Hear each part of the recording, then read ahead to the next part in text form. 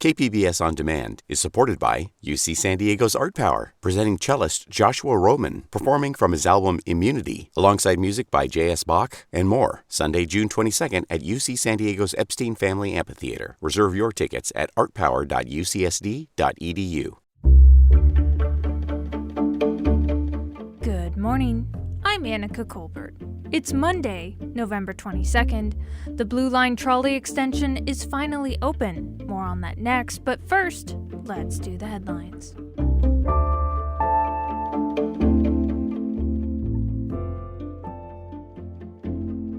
Two water main breaks near downtown and Balboa Park were reported Sunday evening, and they continued through Monday morning. It shut down part of the North 5 for at least some of the Monday morning commute. One pipe rupture is at 11th Avenue and A Street. The other is near State Route 163 and 4th Avenue. The downtown water main break is believed to be caused by a sinkhole, and it flooded at least one business in the East Village area.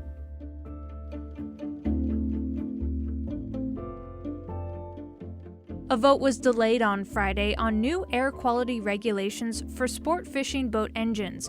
The California Air Resources Board and environmentalists are pushing boat owners to upgrade to less polluting engines.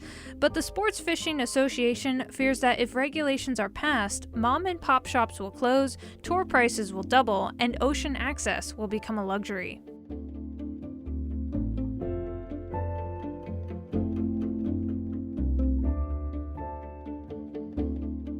A 13-day streak in increasing gas prices continues today ahead of the Thanksgiving holiday. The average price of a gallon of gas rose 0.1 cents to $4.66. That's the highest it's been since October of 2012. Overall, the average price of gas has increased 11.6 cents over the past 13 days.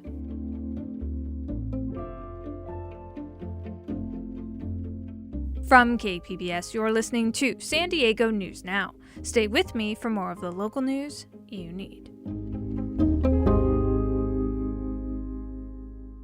KPBS On Demand is supported by Splatero, helping homeowners pay off debt or for home improvements by offering streamlined access to your home's equity with no additional monthly payments or new debt. Splatero provides a lump sum payment in exchange for a share of your home's future value. Learn more at splatero.com.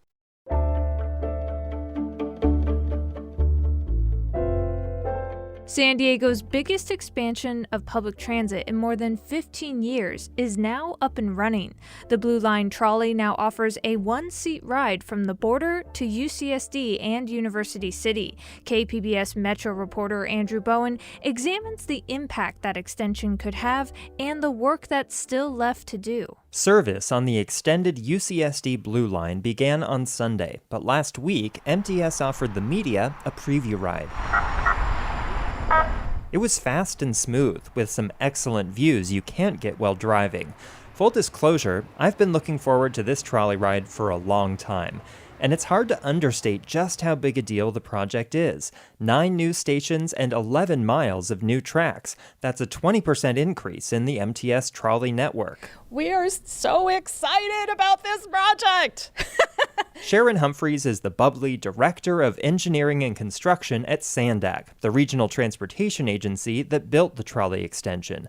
She says the project has been planned since the 1980s. I myself have worked on the project for the last 10 years, so if you are interested in instant gratification, civil engineering is not the field for you. One of the key decisions made early on was to build the tracks next to the I-5 freeway.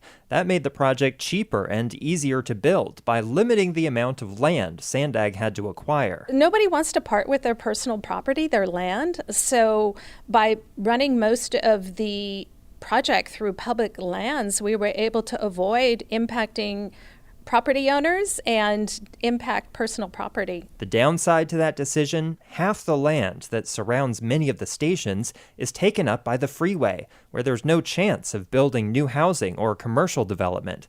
Even where the city does have plans for transit-oriented growth, they'll likely take years to come to fruition. You know, when we look around, we don't see the kind of dense housing here that we might hope for. Katie Christ is a postdoctoral researcher at UCSD. The campus has 2 new stops along the Blue Line. She's starting a study of how the new trolley changes the transportation habits among university staff. And what we would expect is that we'll see an increase in physical activity, an increase in biking, walking, transit trips, and a decrease in vehicle miles traveled among those people that live near to a trolley stop versus those that live further away. Christ plans on riding the trolley to campus a couple times a week.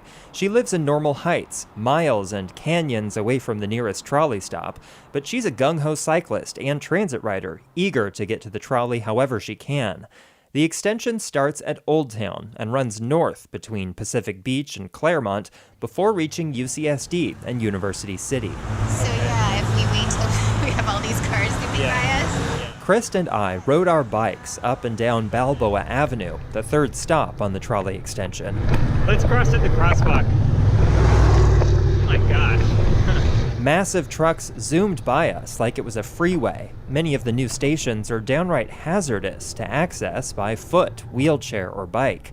And Christ says most people who live far from these stations won't go out of their way to ride the trolley.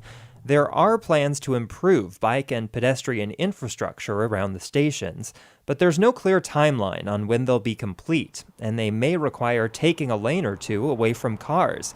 Christ says she doesn't see another option. We've set some really ambitious targets, right, with our climate action plan. We know that transportation is the biggest contributor to greenhouse gases that are warming the planet and causing, public health harm.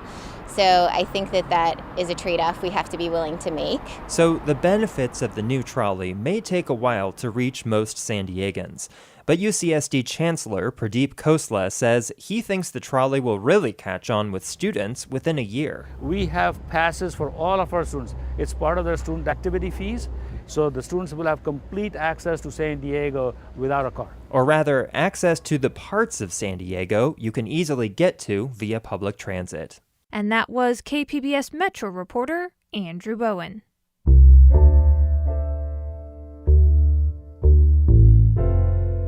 Ocean Beach residents are asking questions about plans to cut down some of their iconic palm trees. The airport authority says some of the trees need to come down because they pose a potential hazard to aviation. KPBS's John Carroll has more. It is a quintessentially Southern California scene. The colonnade of palm trees lining Newport Avenue from the ocean up to the top of the street have been here since being planted in the early part of the last century. When we first received a letter that was dated October 8th, we didn't receive the letter until October 14th. The letter to Tracy Van Walker and her husband John came from the San Diego County Regional Airport Authority. It said that 2 palm trees, one in front of their house and one across the street, would have to be removed because they pose or would soon pose a threat to planes when they land from the west. But she soon learned it wasn't just those 2 trees. Some other neighbors received these notices also with a map with trees in front of their house also. The city did manage to cut off the top of one of the trees here at the top of Newport Avenue. Theoretically, they would have just kept right on going, but then neighbors got involved. And Van Walker sprung into action. She started following city crews around, standing under trees she thought they were about to cut. And they had to stop because they can't top off the tree with me standing right underneath it. At the same time she was protecting the trees, Van Walker was also trying to get answers from the airport authority, from the city. She says that has been a frustrating experience. We asked for the reports, we asked for the calculations they're using for this, and we were just getting a runaround back and forth with no one having any information for us. We reached out to the airport authority and to the city. Both issued statements. The one from the airport says in part, the city of San Diego owned palm trees located in the public right-of-way adjacent to the neighboring homes exceeds or will soon exceed acceptable elevations under federal standards, intruding into the airspace that surrounds the airport. And this from the city, again just a portion of their overall statement. There is currently no date for removal of the palms, and we are engaging with the FAA and the San Diego airport so that we may receive clear direction on why removal is necessary and the expected impacts to flights and public safety if the trees are not removed. Vandy Walker says if it can be shown the trees really are an aviation hazard, she won't stand in the way of their removal. But for now at least, this iconic vista will stay the way it's looked for decades. And that was KPBS's John Carroll. And that was reporting from KPBS's John Carroll. California has projected a $31 billion budget surplus for the coming fiscal year, but the legislature is restricted on how that surplus gets spent, and some of it may not be able to get spent at all. Cap Radio's Nicole Nixon tells us about a law passed in the late 70s called the GAN limit. This is a Prop 13 sort of 1970s era law that caps state spending based on what was spent the year prior. And if it's at a certain amount, the state can only spend up to a certain amount. And if there's money left over, then it's got to go to certain things like lowering taxes or issuing tax refunds or spending on certain priorities like education or infrastructure. So again, the legislature and the governor will decide what to do with that if it meets that GAN limit next year.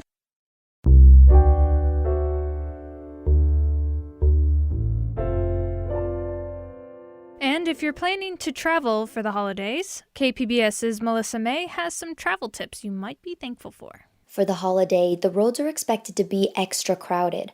There's an expected 4.4 million total travelers from Southern California, and of those, 3.8 million will be going by car. The Auto Club of Southern California says the Tuesday and Wednesday before Thanksgiving are the worst times to travel. If you have to leave on those days, leave as early as you can. Marie Montgomery is a spokesperson for the Auto Club. They anticipate their roadside assistance will respond to over 52,000 calls for help this week. To avoid any delays in your road trip, you want to make sure your car is checked out before you take that road trip. Check the air in their tires, check the condition of their tires was good, check their fluid levels, check their battery to make sure it doesn't die. Those are our top type of maintenance problems. Gas prices have been at record highs. To maximize your gas, make sure you're not carrying any extra heavy cargo. Utilize your car's fuel economy feature and try to anticipate and ease out of stops. And that was KPBS's Melissa May. Coming up, Thanksgiving is this week, and California public health officials have been raising concerns about COVID-19 vaccine equity. We'll have more on that next, just after the break.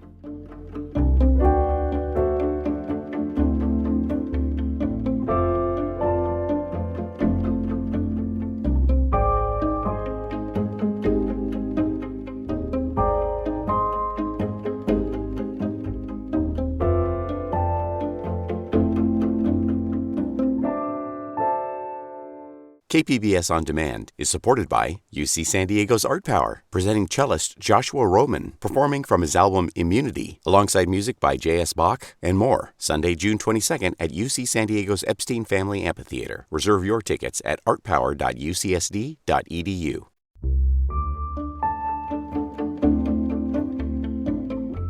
There's a push in California to get more people vaccinated, both first-time shots and with boosters, prior to Thanksgiving. Vaccine equity continues to be a significant concern during this period.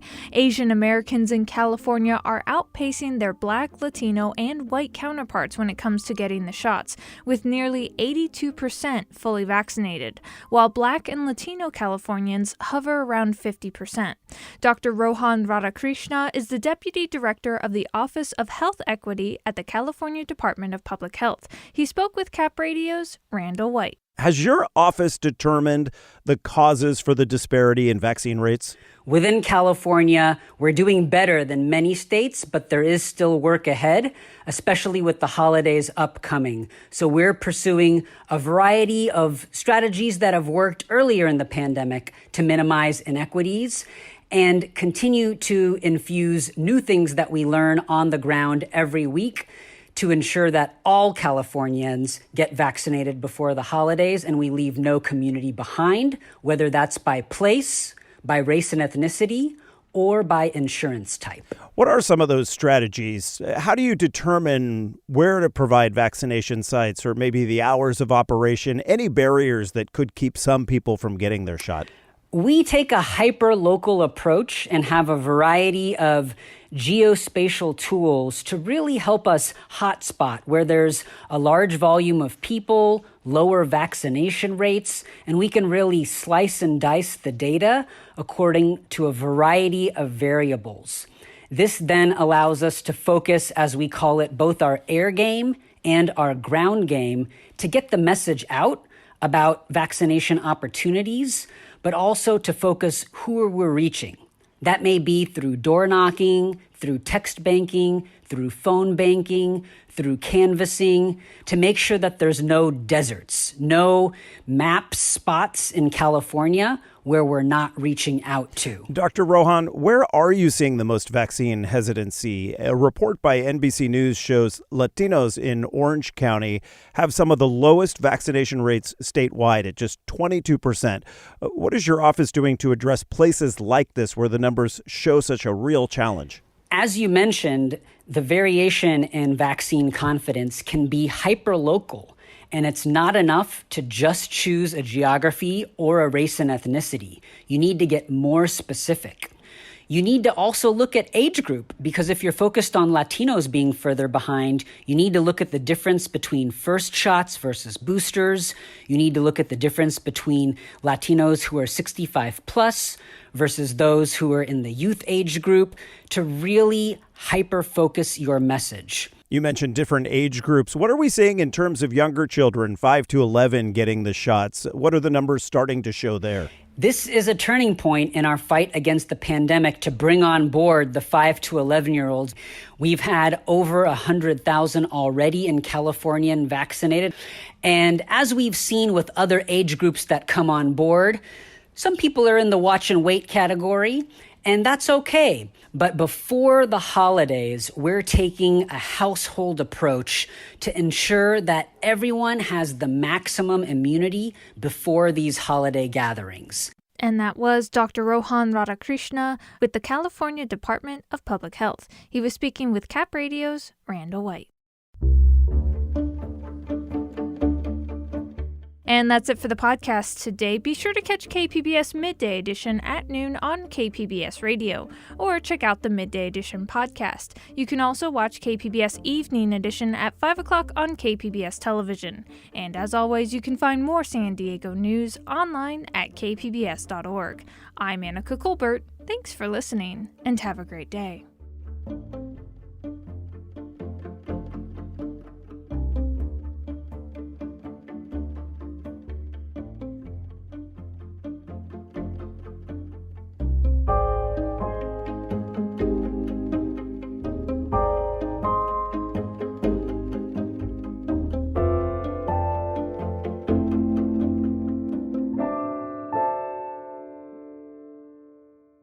KPBS On Demand is supported by UC San Diego's Art Power, presenting cellist Joshua Roman, performing from his album Immunity, alongside music by J.S. Bach and more, Sunday, June 22nd at UC San Diego's Epstein Family Amphitheater. Reserve your tickets at artpower.ucsd.edu.